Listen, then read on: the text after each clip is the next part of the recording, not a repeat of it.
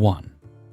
For 6 years, as a side job, I was working as a model for sketching, painting, and sculpting, mostly for art classes, but also for a few pros in their workshop. Every professional I've ever worked for has always behaved perfectly and super respectful with me. They were aware that if they want a good result, they'd better collaborate with me, rather than treating me like a simple employee, because being a model can be very boring and painful sometimes. So if they want me to go over my limits with creative poses difficult to hold, they should be kind. I love when we both work hard. The outcome is often very cool. For the ones who don't know how it works, here's a quick explanation of the job. I get called once in a while to pose in different art places around the town. It can be for a portrait, torso, or full body, naked or not. I am expected to hold a pose as still as possible for a duration going from a few minutes to 8 hours, potentially renewable for several days or weeks. No matter which pose I take, it will always become painful after a certain duration. Therefore, I'll need breaks regularly, every 30 minutes to every few hours, depending on the pose. These breaks are very important to warm up your muscles, stretch, and release the focus I have to hold for a few minutes. It is a physical and psychological job. For portraits, I need to keep the same facial expression for hours. For full body, I am most of the time naked, and have to keep my body still and just go over the pain that could potentially occur. This often requires me to evade a bit in my mental landscape to keep myself entertained and shut down the pain feeling. It is often quite meditative. Now we come to last week's story. I was posing for a painting workshop during a full week. For the first 2 days, I had one pose to hold, sitting and dressed. The teacher asked her students to do a portrait of me. The pose was not super easy, but nothing too difficult, but was for long, 2 times 8 hours plus 4 extra hours on Wednesday.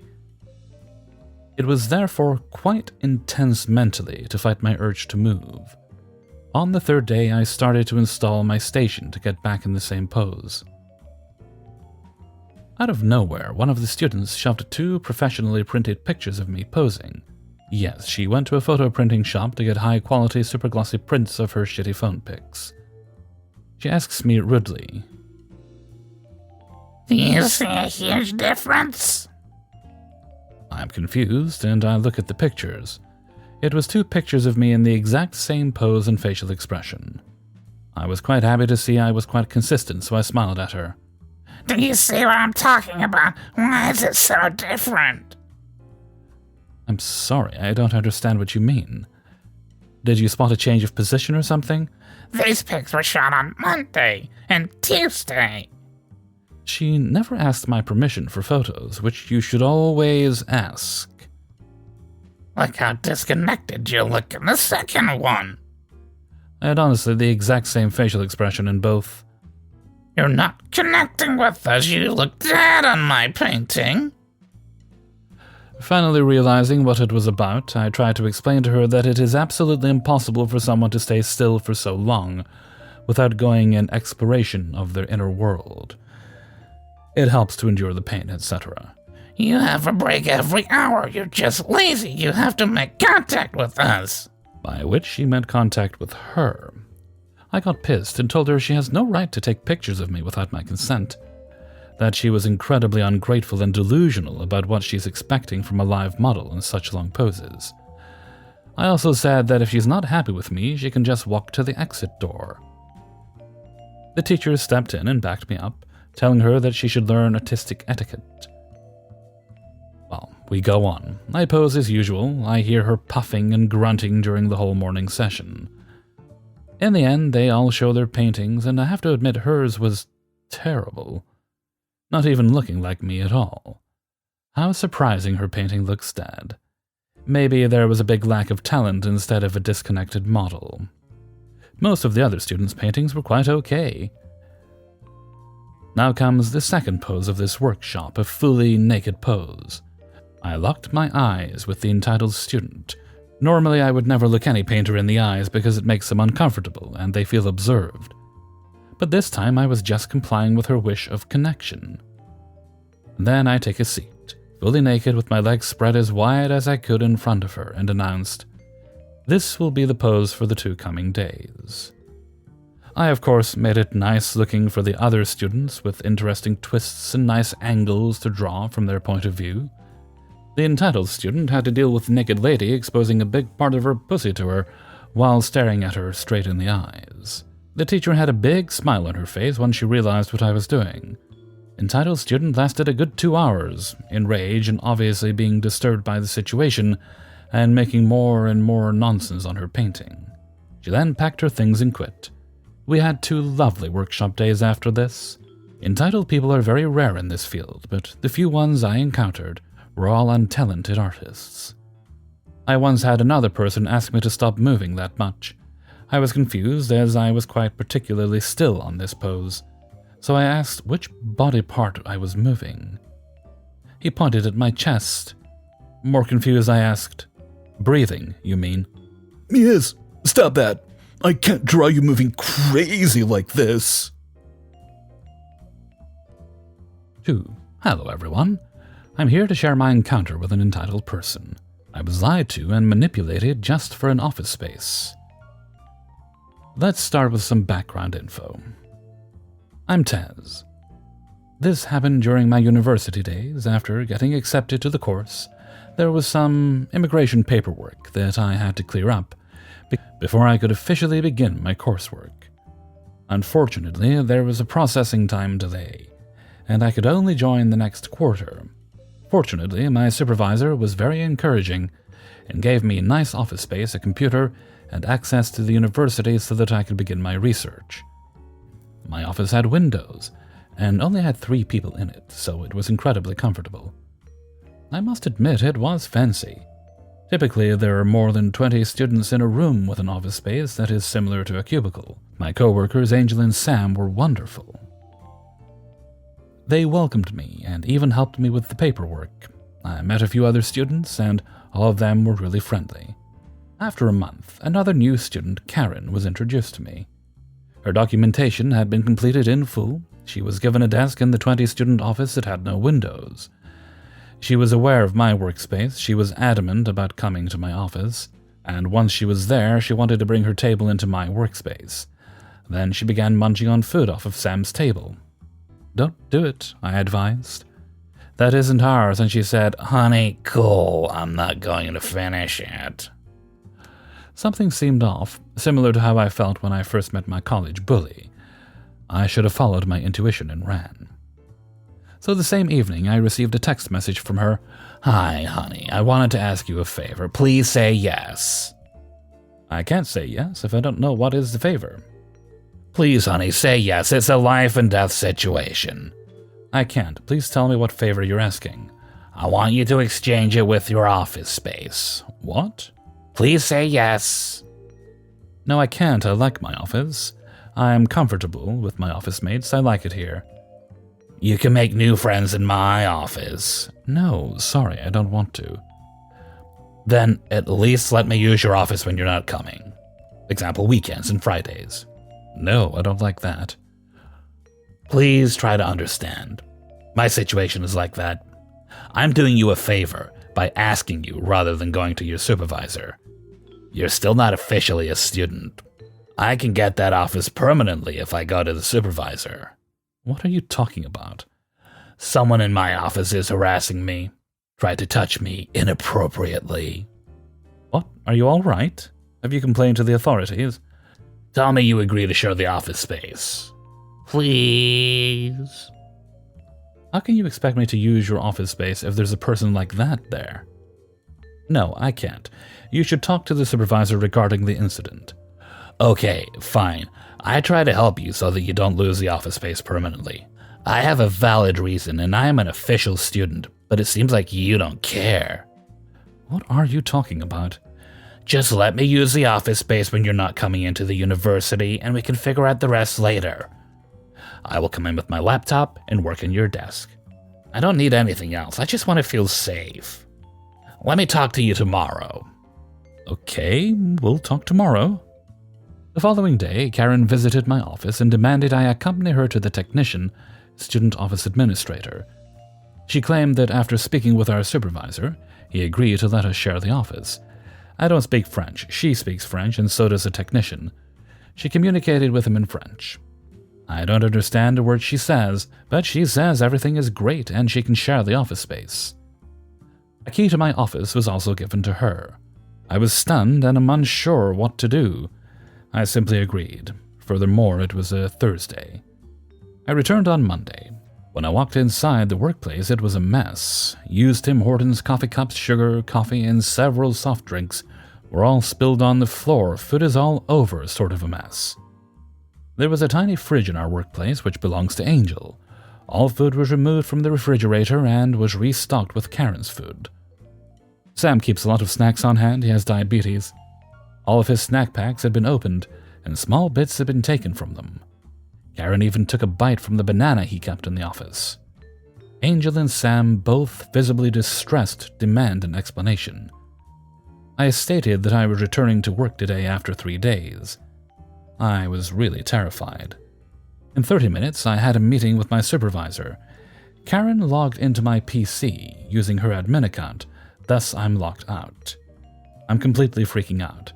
I tried to explain what happened to my coworkers, but they all responded. Based on what you said, Karen was responsible for everything. Angel and Sam told me, "Okay, let's talk later because we're both very frustrated right now." I went to the meeting with my supervisor.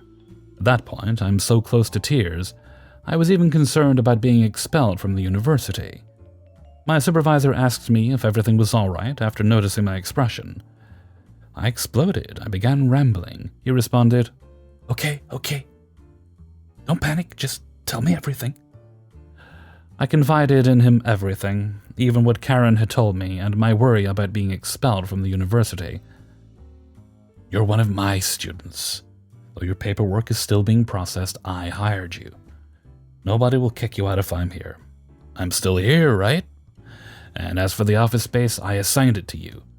I have no idea what's happening. I haven't given anyone permission to use that space with you."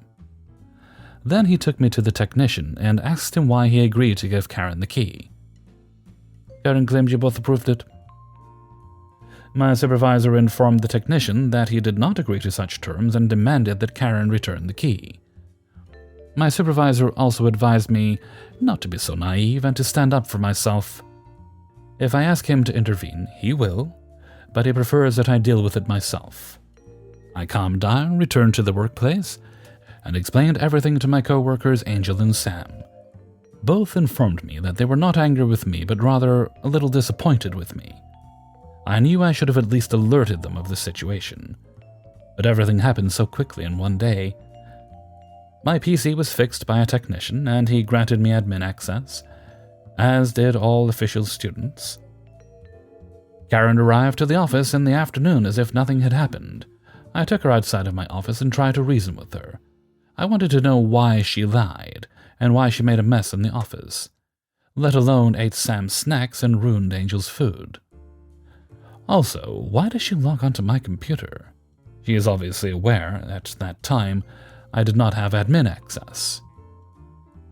"I haven't done anything like that. Don't be a bitch. I try to be nice to you." She walked away as if I had done something wrong. I was stunned when I returned to the office. Sam and Angel asked, "What happened?" When I told them what had happened, they reacted as if they had expected something like this. Karen returned to my office after a little while. She went directly to Sam and Angel, apologized, and informed them that I had been the one to agree to let her use my office. She didn't make a mess or touch anything in the office either. Angel says to Karen, "Oh yeah? So you're claiming that a ghost made the mess, kept my food outside of my fridge, and your food inside, took bites from Sam's snacks, and used your username and password to enter into the computer." Karen is speechless with disbelief. There I am, having a little fan moment and wanting to clap and crown Angel. Angel is now a god to me. Karen grabbed her belongings from the fridge, which she claimed to me she never touched, and walked out.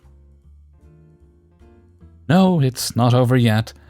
5 minutes later, she returned carrying a banana, which she gave to Sam and stated, "I didn't eat any of your snacks, but I did eat a piece of the banana. I'd like to replace it. However, Tez had already seen before I could replace it." "Seriously? Are you for real?" What did I do? I came here to apologize. You know what? Since I don't have any other snacks to eat today, I can keep your banana apology. Please go right away. Don't come back to this office again. Please. My presence doesn't seem to matter while this is happening right in front of me. Don't think it's finished yet. She keeps returning to the office to steal snacks, coffee, powder, notes, and paper, and hides from the technician so that she can keep the key. After a few weeks, we learned that she had lied about the harassment. He genuinely asked her out as she was speaking to him seductively. She disclosed the claim of harassment to the technician in order to obtain the key. He informed senior officials who launched an investigation. Despite being exonerated of the allegations, he transferred to a different university. Karen was never questioned, though. Even after we caught her red-handed, she refused to return the key. One day, we had to catch her red-handed. She refused to come in after business hours, 8 p.m. and after. To catch her, we stayed a few additional days. She claimed she was visiting Sam when we caught her. By that point, he despises her. What happened that day still amazes me. She used the office key to enter the room right in front of us. We insisted that she hand the key back. She replied, I don't have any key. What do you mean? By that time, we realized there was no point in talking to her. We just told her to leave.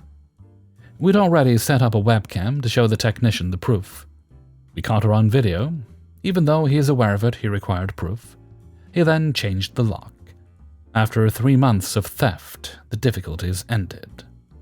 We weren't interested in going to security. She could have been dismissed or suspended if we did that, and we didn't want to ruin her life. That is why we had to provide our own proof to change the lock, and still many of our colleagues believed that we were being nasty to her. They claimed it was only coffee, snacks, and papers. She might be hungry. Joke's on them. She then went for that office. It was entertaining to watch them suffer. I'm not sure how she got that key. This incident happened during my university days, and upon reflection, I should have reported her. I went to the wrong place to ask for suggestions. I should have gone to Reddit. 3. I work for a school known for its agricultural programs, among other things. At the same time, was the only person in the whole division that worked with students. Everybody else helped faculty build classes, installed tech in classrooms, developed new tech, all kinds of cool things.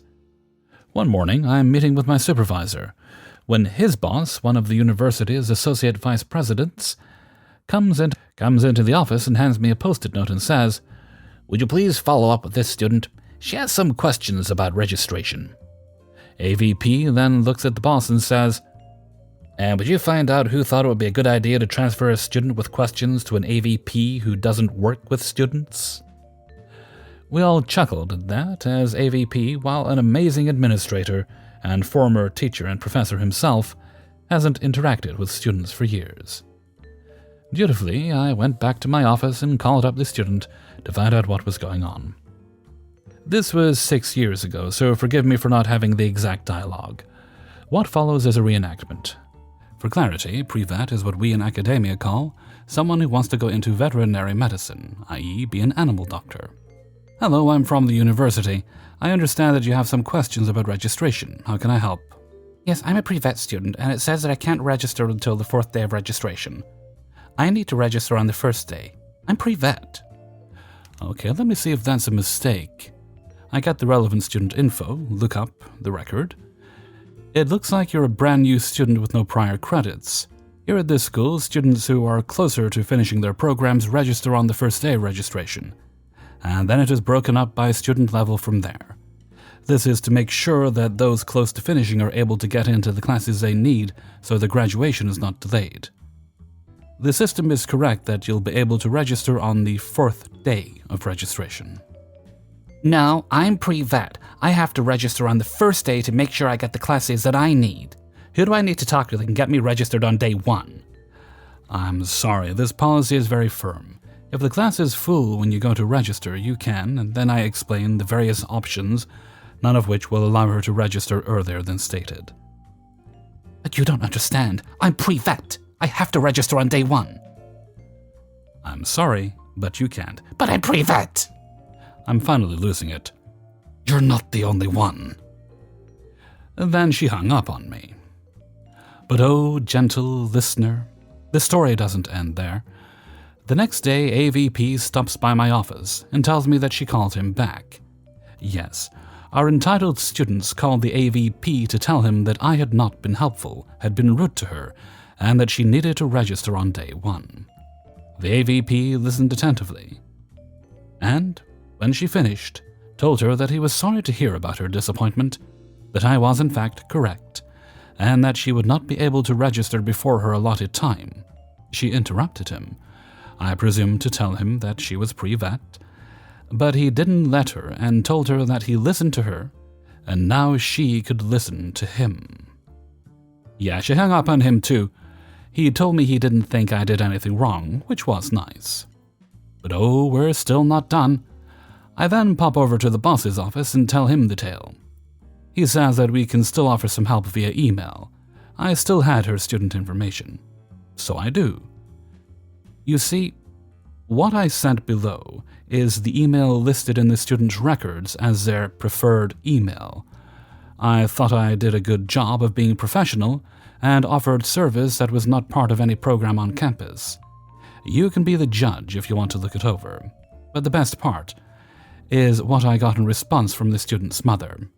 Mr. OP, this matter is being addressed. You do not need to monitor my daughter's profile and send her any more personal emails. Signed, Mrs. Student's mother's last name. I think I know where this student gets her attitude from, but that is just a guess. If you want to hear the email that prompted this response, keep listening. As you can tell, I'm a bit long-winded, particularly when explaining policy, options, etc. I once wrote 1,700 words telling a student how to raise their GPA. I've never heard from that student again, and that semester I checked several times, but she never registered.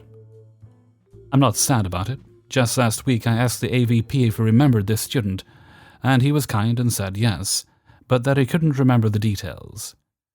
He's had a lot on his plate since then, so I don't blame him. Now, before we go, the personal email. I'm sorry that I was not able to resolve your situation yesterday evening with registration.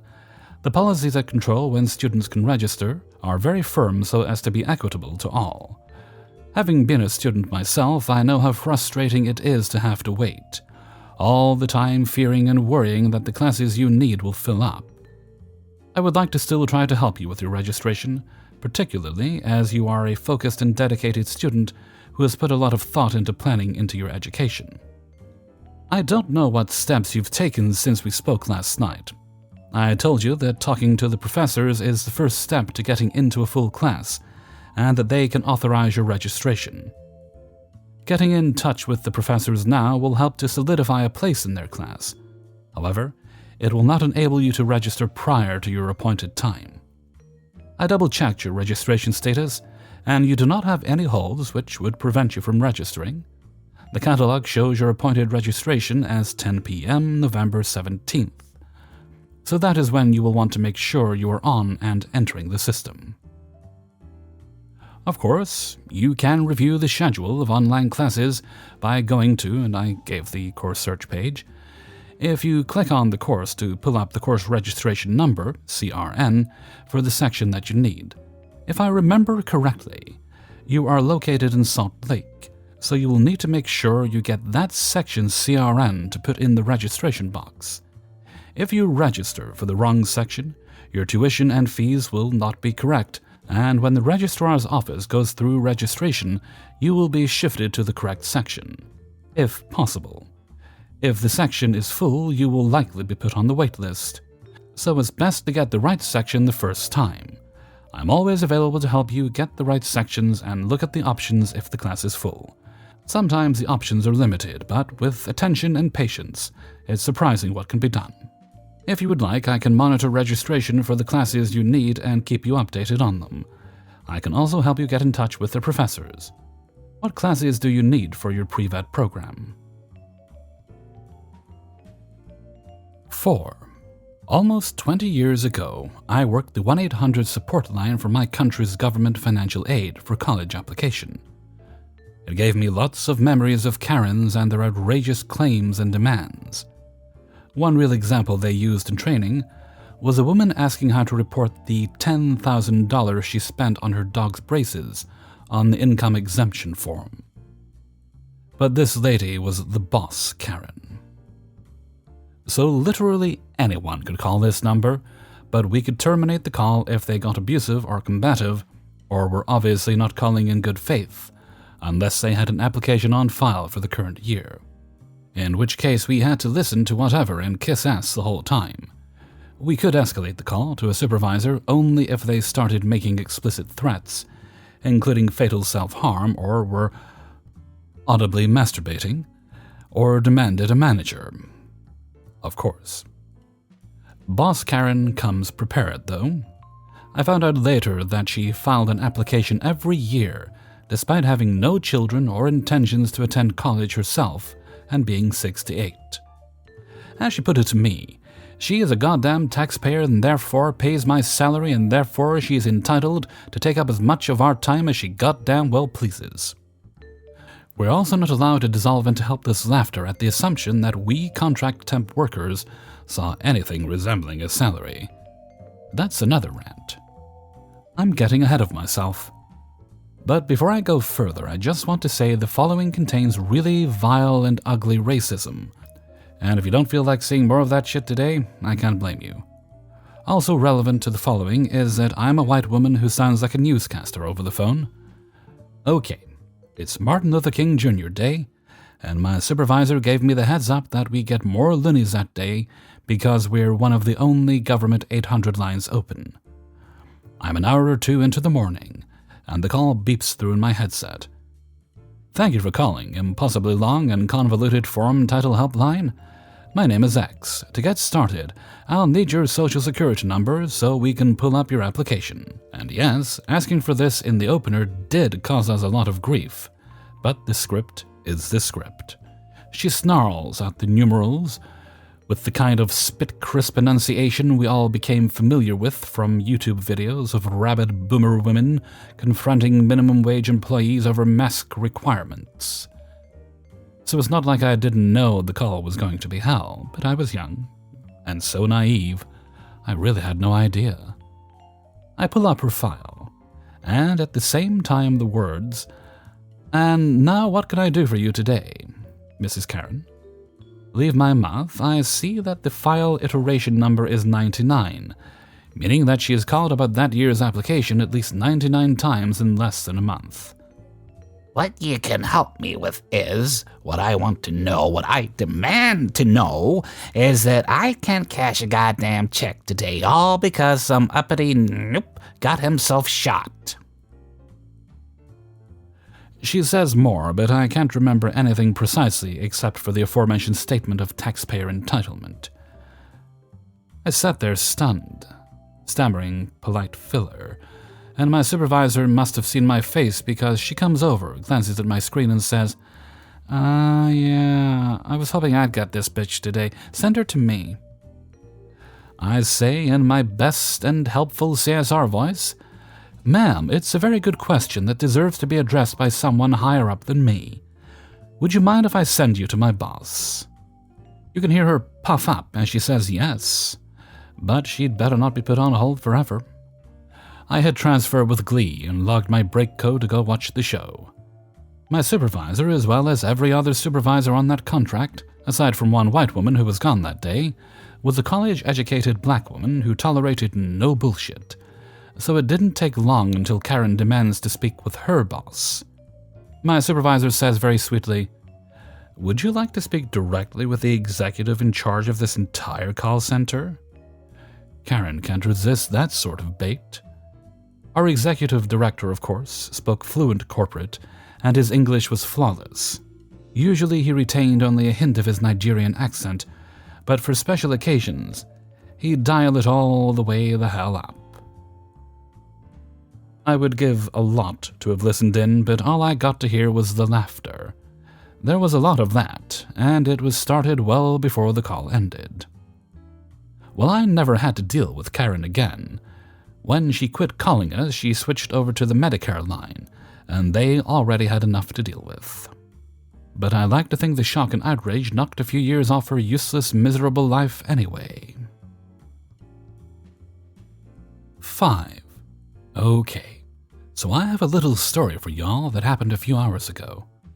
I was in a WhatsApp group for telling other people about traffic cameras and spots where the police pull you over, stuff like that. The admin of the group has always been strict and annoying, but okay, whatever. However, today someone posted a screenshot of a missing persons article about a 16-year-old girl who has gone missing, I think, yesterday. The admin told the person to delete the picture. Both non-traffic camera-related content and pictures are forbidden in the group.